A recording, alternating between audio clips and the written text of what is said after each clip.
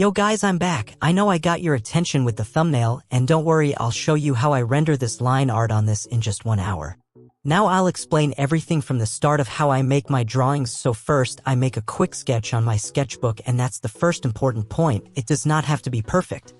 Then on my phone, I make another sketch on top of it, and I'll tell you all again at this stage, it does not have to be perfect. Like, just look at this thing.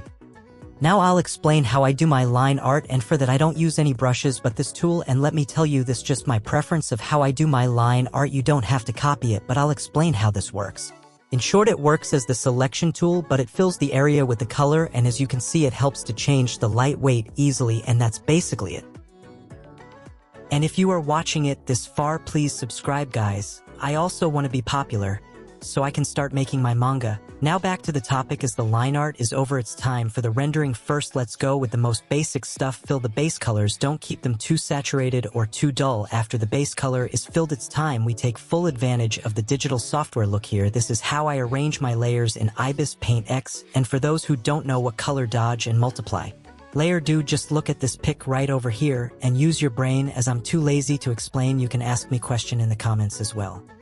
And now first, clip the multiply layer on top of your base layers. Choose the colors you want your shadows to be and completely fill it. You can experiment with it, and when that's done, you simply have to erase the rest of the area where the light source is. After that part is done, next you add a color dodge layer, and its work is exactly the opposite of the multiply layer, so add it over where you want the highlights to be, and do not use too saturated colors in color dodge layer.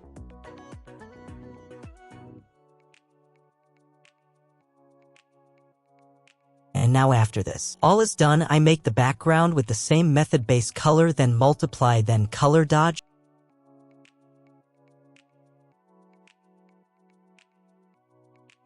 And after the whole drawing is done, add overlay layer, use airbrush, and add gradient.